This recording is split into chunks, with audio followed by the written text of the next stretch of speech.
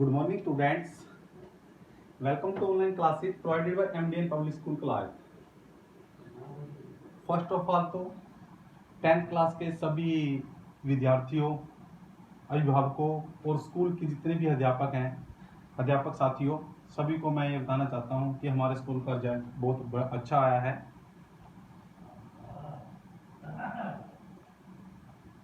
आप सभी इसमें बधाई के पात्र हैं, सभी पेरेंट्स भी, विद्यार्थी भी, और आप सभी की मेहनत का ही ये फल है। जैसे कि आप सभी को पता है, नाउ लेट्स स्टार्ट कि इस्लाम का उदय विस्तार क्लास +1 हिस्ट्री, ये आज हम पार्ट 4 के बारे में डिस्कस करेंगे। पार्ट 4 में हम डिस्कस करने वाले हैं गद्य और पद्य के बारे में। तो इनका कुछ गद्य ऐसे थे कि इसके बारे में कुछ रोचक तथ्य भी माने गए हैं, कुछ रोचक बातें सामने आने लगी कि इसके मुख्य तथ्य क्या हैं। तो इसमें इब्न सीना आया। तो कई बार क्या होता है, इब्न सीना नाम अजीब लगता है लेकिन किसी को नहीं पता ये क्या थे। ये एक लेखाकार हैं। क्या है? लेखाकार। ये लेखाकार होने के साथ साथ ये क्या है, एक जब ये अपनी पुस्तक लिखते हैं तो इनकी पुस्तक का विचार दूर दूर तक जाता है। क्यों? कि जो इब्न सीना है,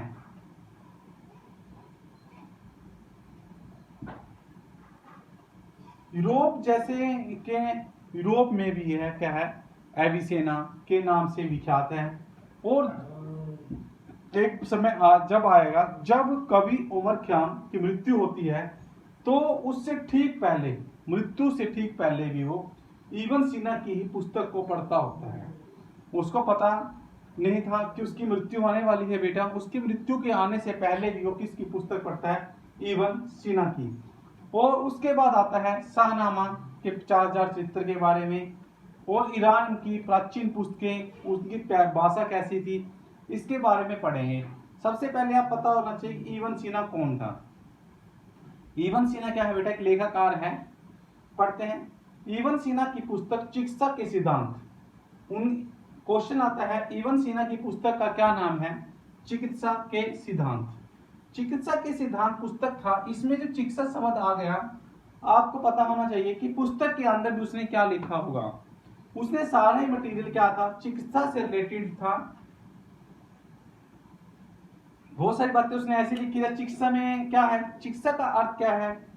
किसी को इमरजेंसी में कोई भी कार्य जैसे चोट लग जाती है, फर्स्ट एड कहते हैं जिसको, first aid is the first help to given the injured person. तो चिकित्सा, औषधियां, ये सारे के सारे सिद्धांत इसकी पुस्तक में लिखा गए। उस पुस्तक का नाम था चिकित्सा के सिद्धांत। जो ये पुस्तक थी कम से कम 10 लाख शब्दों वाली पांडुलिपि थी। इब्न सीना की पुस्तक कौन सी थी? चिकित्सा के सिद्धांत। लगभग 10 लाख शब्दों वाली पांडुलिपि भी थी, जिसमें 760 औषधियों के अलावा, देखो कई बार आप इसको ध्यान से देखें कि औषधियों की भी काउंटिंग लिखी हुई है लगभग कि 760 औषधियां, जो औषधियां जड़ी बूटियों को इकट्ठा किया जाता था। औषधियों के अलावा आहार विज्ञान, रोगों के संक्रामक स्वरूप तथा अस्पतालों के अनुभवों व प्रयोगों तथा पर्यावरण के स्वास्थ्य पर पड़ने वाले प्रभावों को भी वर्णन किया गया है। उन्होंने क्या कहा? जो इब्न सीना की पुस्तक थी कौन सी? चिकित्सा की सिद्धांत। इस पुस्तक के अंदर 10 लाख से अधिक तो शब्द वाली पांडुलिपि थी, जिसमें 760 औषधियों के अलावा आहार, खाने का विज्ञान, रोगों के संक्रामक स्वरूप थे, और अस्पतालों के अनुभवों व प्रयोग तथा पर्यावरण के स्वास्थ्य पर, जो पर्यावरण हमारे एनवायरमेंट है उसके स्वास्थ्य पर पड़ने वाले प्रभावों का भी वर्णन किया गया है। क्वेश्चन समझ के पूछा जाता है कि चिकित्सा के सिद्धांत में क्या है। जब चिकित्सा से रिलेटेड आ गया तो उन्होंने बता दिया कि इस पुस्तक के अंदर क्या क्या था, जैसे कि आपको एक्सप्लेन कर दिया गया है। लेखक इब्न सीना। जो लेखक है इब्न सीना, यूरोप में एविसेना के नाम से विख्यात हुआ। This is the very important.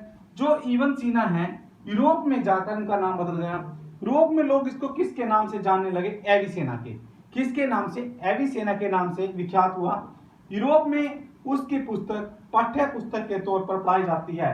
देखो यूरोप में जाने के बाद जो उसकी पुस्तक थी उसका नाम विख्यात हो गया, उसकी जो पुस्तक थी उसको नेचुरल पुस्तक बना दिया गया, अर्थात सभी कक्षाओं में उसको कंपलसरी कर दिया गया, अर्थात उसकी पाठ्य पुस्तक बना दी गई है। जैसे कि आज के समय आप हिंदी पढ़ते हैं, इंग्लिश पढ़ते हैं, आपकी जो इन्वायरमेंट सब्जेक्ट है, पाठ्य पुस्तक है। तो यूरोप में जाने के बाद क्या हुआ, जब लेखक इवन सीना यूरोप में किसके नाम से विख्यात हुआ बेटा स्टूडेंट्स, एविसेना, एविसेना के नाम से विख्यात हुआ, तो यूरोप में उसकी पुस्तक पाठ्य पुस्तक के तौर पर ही पढ़ाई जाती थी। कहा जाता है कि प्रसिद्ध खगोल वैज्ञानिक जो उस समय की बात कर रहे हैं, तो उसने क्या कहा भी ऐसा कहा जाता है इनके बारे में कि प्रसिद्ध खगोल वैज्ञानिक, गणितज्ञ एवं कवि उमर खान। जब कवि उमर खान की बात आती है, ये वो बात है जब मैंने कहा था कि जब उसकी मृत्यु हुई तो मृत्यु के समय में भी वो किसकी पुस्तक पढ़ रहा था, इवन सीना की। उसने क्या कहा, ऐसा कहा जाता है कि प्रसिद्ध खगोल वैज्ञानिक, गणितज्ञ एवं कवि उमर खान 1047 से 1131 का समय था, जब अपनी मृत्यु से उसको पता लग गया कि अपनी मृत्यु से, उसको पता नहीं था कि उसकी मृत्यु आने वाली है, अपनी मृत्यु से ठीक पहले इवन सीना की पुस्तक पढ़ रहे थे। क्वेश्चन आता है कि ऐसे वैज्ञानिक का नाम बताएं जो अपनी मृत्यु से पहले ही इवन सीना की पुस्तक पढ़ रहे थे। कौन थे, कवि उमर खान पढ़ रहे थे। उनकी जो पुस्तक थी उसका नाम था उनकी सोने की दांत कुर्देनी। उनकी जो पुस्तक का नाम था क्या था बेटा, सोने की दांत कुर्देनी। इस पुस्तक के पृष्ठों में मिली थी।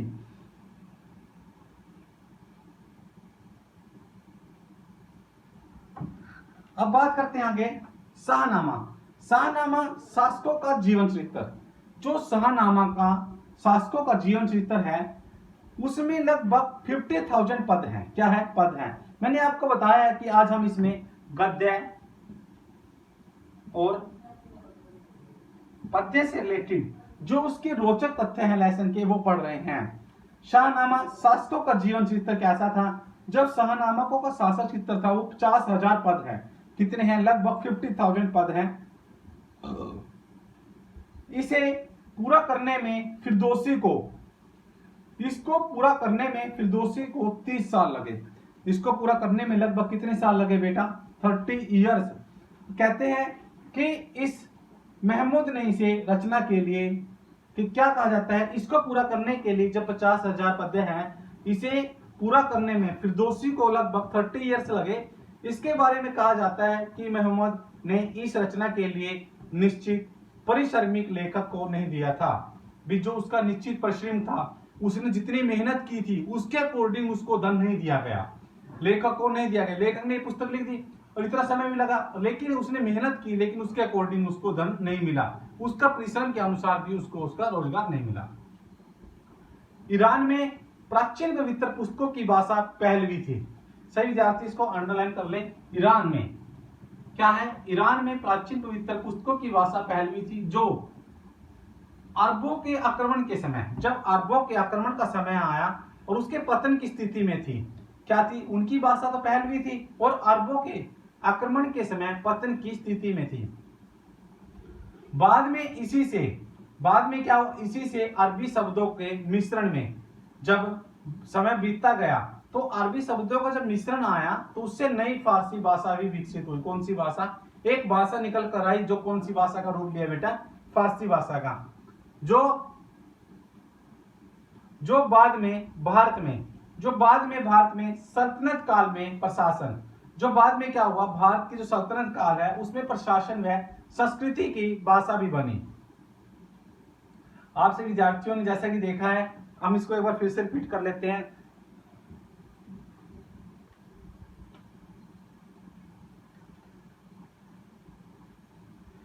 जैसा कि आप सभी को पता है कि हमने ये पार्ट 4 चला हुआ है, इसके अंदर कुछ रोचक तथ्य दिए गए थे इसके इस्लाम के उद्यम विस्तार के। इसमें आता है भूमिका इवन सीना की। जब पुस्तक पढ़ी तो इसमें आया, तो इवन सीना की पुस्तक क्या थी, चिकित्सा के सिद्धांत। यही याद भी साथ साथ हो गया हुआ बेटा। इवन सीना की पुस्तक थी चिकित्सा के सिद्धांत। इसके अंदर लगभग 10 लाख शब्दों का तो प्रयोग किया गया है।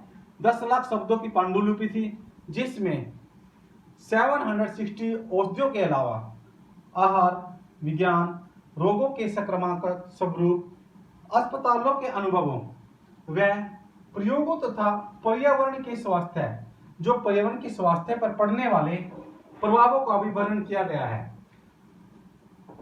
2 नंबर में पूछा जाता है या 1 नंबर में, चिकित्सा के सिद्धांत में आप क्या जानते हैं। इवन सिन्हा की जो पुस्तक है चिकित्सा के सिद्धांत, उसके बारे में आप क्या जानते हैं बेटा, टेल मी। अब बता देंगे। 10 लाख शब्दों से ऊपर की पांडुलिपि है, 760 से अधिक औषधियों के अलावा आहार विज्ञान, रोगों की संक्रमण, ये सभी बातें ही इसकी पुस्तक के अंदर दी गई हैं। लेखन लेखक इवन सिन्हा यूरोप में, जब लेखक इवन सिन्हा की बात आई यूरोप में, एक एविसेना के नाम से प्रसिद्ध हो गया। जब एविसेना के नाम से लोगों को पता लगा कि ये यूरोप में विख्यात हो गया, तो इसने जितने भी पुस्तक लिखता गया, उसकी जितने भी पाठ्य पुस्तक थी, उन्होंने उसको क्या किया, उन्होंने अपना आधार बना लिया। अर्थात उसकी जो पुस्तक थी उसको पाठ्य पुस्तक के तौर पर भी प्रयोग करने लगे। वो समझने लगे कि इसकी पुस्तक के पढ़ने के बाद ही तौर पर ही पढ़ाई जाती थी। अर्थात सभी स्कूलों में, कॉलेजों में इस पुस्तक को कंपलसरी कर दिया गया। कौन सी पुस्तक थी वो, किसके नाम से, जितने भी पुस्तक वो लिखता था, कौन, इवन सिन्हा। क्योंकि क्वेश्चन आता है इवन सिन्हा यूरोप में किस नाम से प्रसिद्ध विख्यात हुआ बेटा, एविसेना के नाम से ही विख्यात हुआ। अब बात आती है कि जब ये विख्यात हो गया और इसकी पाठ्य पुस्तक भी लगा दी गई सभी जगह, तो इसके बारे में कहा जाता है कि प्रसिद्ध खगोलीय वैज्ञानिक तथा जो पहले ज्योतिषीय केंद्र होते थे और गणितज्ञ एवं कवि उमर खान की बात आती है कि जब उनका समय था 1047 से लेकर 1131 में, तो वो क्या कर रहे थे, अपनी मृत्यु से ठीक पहले इवन सिन्हा, किसकी पुस्तक, इवन सिन्हा की पुस्तक पढ़ रहे थे। क्या पढ़ रहे थे, वो भी देखो इतना विख्यात थे, लेखक थे, इवन सिन्हा की ही पुस्तक पढ़ रहे थे। और उनके सोने की दांत पुरदेनी, कौन सी पुस्तक थी, सोने के दांत पुरदेनी, इसी पुस्तक के पृष्ठों में मिली थी। अर्थात इसी पुस्तक के जो सोने की दांत पुरदेनी है, इसी पुस्तक के पेजों के अंदर ये बातें मिली थी। क्या मिला था, क्वेश्चन आता है कि सोने की दांत पुरदेनी पुस्तक में क्या मिला, ये बातें मिली। कौन सी भी, कवि उमर खान अपनी मृत्यु से पहले किसकी पुस्तक, इवन सिन्हा की पुस्तक पढ़ रहे थे। इसलिए देखो क्वेश्चन को घुमाया है, आप समझो कि उसकी मृत्यु पुरदेनी में इस पुस्तक के पृष्ठों से मिली थी। इस पुस्तक के पृष्ठों से हमें क्या मिला, क्वेश्चन को घुमा भी सकते हैं।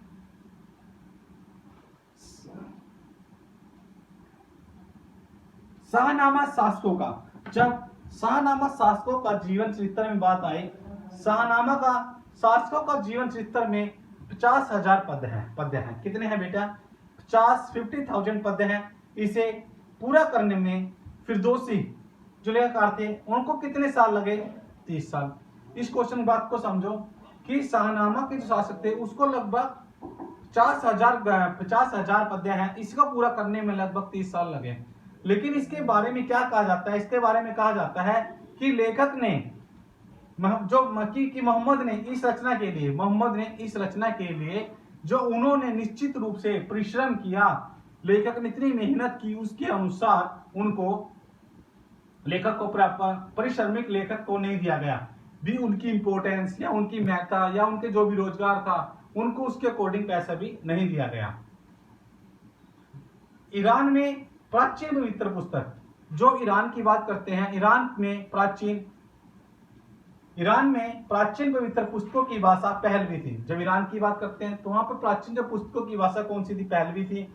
जब अरबों के आक्रमण के समय, अरबों का जब आक्रमण आया तो उसके समय में पतन की स्थिति भी होने लगी। किसकी, पतन की स्थिति शुरू हो गई। बाद में इसी से अरबी शब्दों के मिश्रण में, बाद में क्या हुआ, जब अरबी शब्दों का मिश्रण हुआ तो इससे नई भाषा विकसित हुई। कौन सी नई भाषा है बेटा, फारसी भाषा विकसित हुई, जो बाद में भारत में सल्तनत काल पढ़ा था हमने, दिल्ली तुर्की के बारे में पढ़ा था हमने पार्ट 2 में। तो उसमें क्या कहा, जो बाद में भारत में सल्तनत काल में प्रशासन व संस्कृत की एक भाषा भी बनी। आप सभी ने देख लिया कि ये हमारा हिस्ट्री का +1 का पार्ट 4 चला हुआ है, और सभी विद्यार्थियों से फिर यही बताया जाता है कि आप जो भी आप नया टॉपिक पढ़ते हैं, उसी का पार्ट 4 पढ़ रहे हैं इस्लाम का अध्ययन विस्तार का, तो आप पिछले की वीडियो जरूर देखें और अपने डिस्क्रिप्शन में उसका प्रीवियस लिंक भी दिया होता है, आप उसको एक बार अच्छे से पढ़ें और अच्छे से देखें। जब तक आप उसको पिछला रीड नहीं करेंगे तो श्योरली है कि आपको समझ भी नहीं आएगा। और अब छोटी सी 1-2 मिनट की कुछ स्टूडेंट्स क्या करते हैं, 1-2 मिनट की वीडियो देखी, सोचते हैं औपचारिकता है। नहीं बेटा, अब सभी इसको ध्यान से पढ़ें और देखें कि इसमें हमने क्या क्या पढ़ा है। पढ़ने के बाद हमें पता लग जाता है कि हमने क्या पढ़ा है इसमें। Thank you, have a good day. जैसे कि आपको पता है कि हमारा इस्लाम का अध्ययन विस्तार में हमने पद्य और गद्य के बारे में कुछ मुख्य रोचक तथ्य पढ़े हैं। इब्न सीना के बारे में, इब्न सीना एक पत्रकार है, लेखक है, उसके बारे में पढ़ा है। उसने क्या बताया कि ये चैप्टर 4 है आपका +1 का। कौन सा है? +1 का 4 चैप्टर हिस्ट्री का। तो क्या हुआ, उसके बाद क्या बात बनती है कि उसके अंदर गुण कौन से थे? श्रेष्ठ भाषा। और किसको कल्पना माना गया? श्रेष्ठ भाषा का प्रयोग किया गया। किसका बेटा?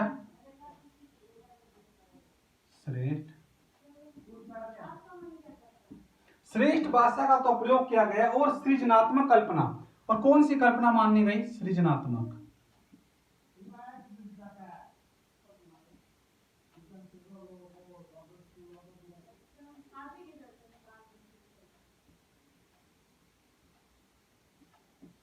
और सृजनात्मक कल्पना का भी विकास किया गया है।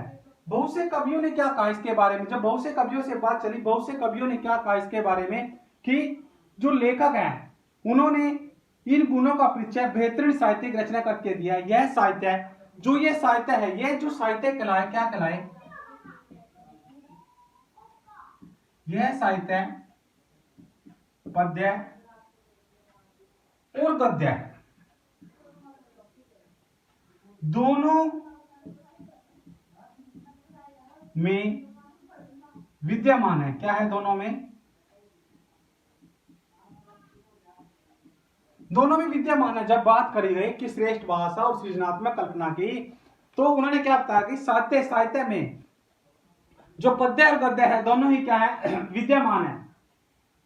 अर्थात लेखन विधाओं में था विचार अभिव्यक्त का सर्वोत्तम कला को आदब के रूप में देखा जाता है। किसके रूप में? आदब। किसके रूप में देखा गया? उनको आदब के रूप में। किसमें?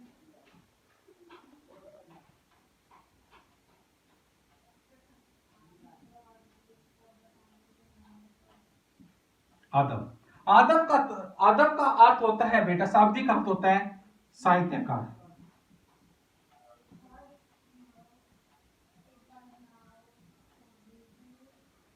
क्या होता है? साहित्यकार। जब उसने बात करी कि अदब के रूप में देखा गया, तो क्वेश्चन पूछ लिया कुछ स्टूडेंट्स ने खड़ा होकर, sir what do you mean by the अदब? तो अदब का क्या अर्थ है बेटा?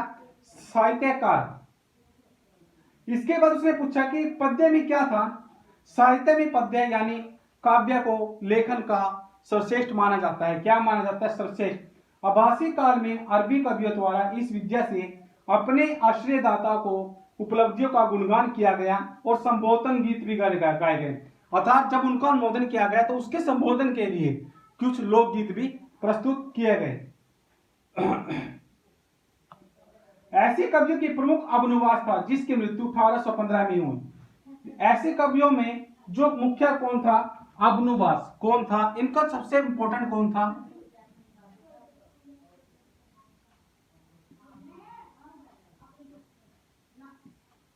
अबनुवास।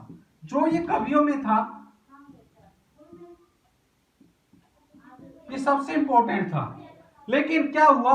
1815 में इनकी क्या हो गई? मृत्यु। क्या हो गई? मृत्यु। सभी विद्यार्थियों को समझ में आ गया होगा। लास्ट बोला